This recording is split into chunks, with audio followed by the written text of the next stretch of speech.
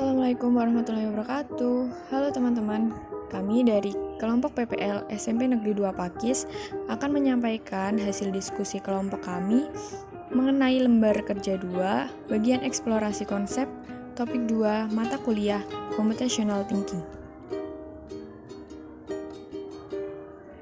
Sebelum masuk ke pembahasan, izinkan saya memperkenalkan anggota kelompok. Yang pertama adalah saya sendiri, Arin Suci Dewantari, dengan NIM 2331257111915. Dan yang kedua, Dewi Firda Yuniar dengan NIM 2331257111925. Dan yang terakhir, Kumala Nur Anggraini dengan NIM 2331257128886.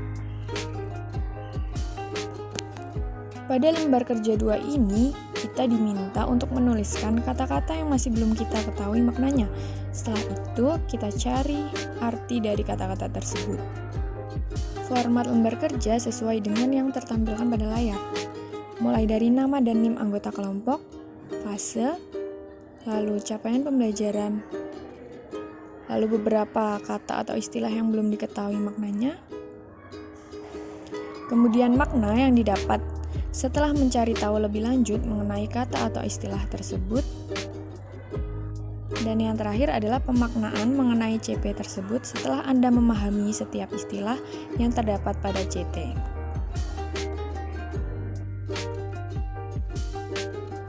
Mulai dari yang pertama, fase untuk SMP adalah fase D, dan capaian pembelajarannya adalah pada akhir fase D, peserta didik mampu menerapkan berpikir komputasional untuk menghasilkan beberapa solusi dari persoalan dengan data diskrit bervolume kecil, serta mendisposisikan berpikir komputasional dalam bidang lain, terutama dalam literasi, numerasi, dan literasi sains atau computationally literate.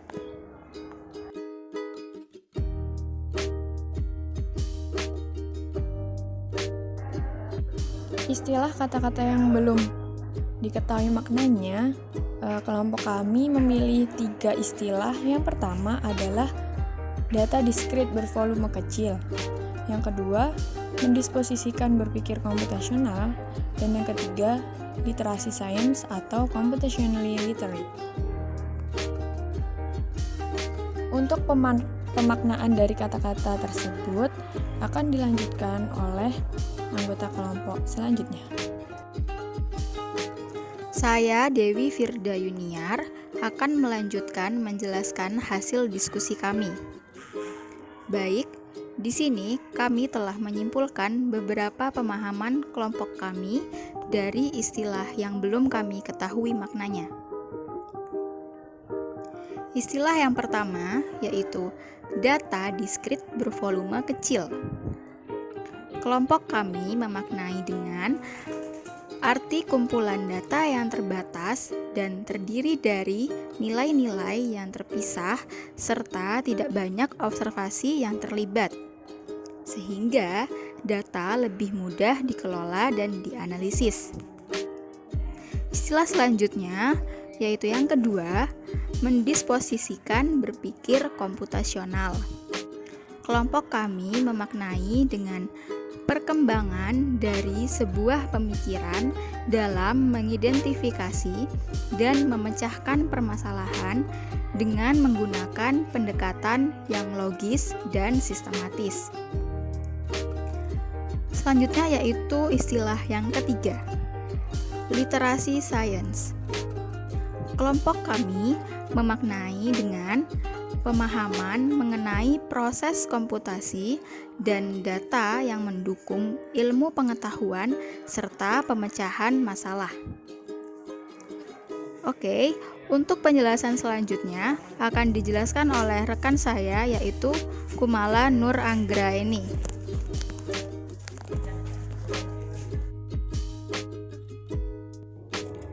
Hai, saya Kumala Nur Anggraini akan melanjutkan untuk menjelaskan hasil diskusi dari kelompok kami. Sesuai dengan pemahaman bersama dengan anggota kelompok kami telah memaknai mengenai capaian pembelajaran computational thinking yang kami bahas sebagai peserta didik mampu untuk memecahkan masalah dengan data yang lebih mudah untuk dikelola dan dianalisis. Serta peserta didik juga mampu untuk mengidentifikasi pemecahan masalah dengan menggunakan pendekatan yang logis dan sistematis secara individu di beberapa bidang, terutama pada bidang literasi, numerasi, dan data yang dapat mendukung ilmu pengetahuan. Baik, sekian hasil diskusi kami tentang istilah dan makna dari kata-kata sulit yang terdapat pada capaian pembelajaran computational thinking. Jika ada yang ingin memberikan tanggapan, silahkan tinggalkan di kolom komentar ya teman-teman. Jangan lupa tinggalkan like juga. Terima kasih.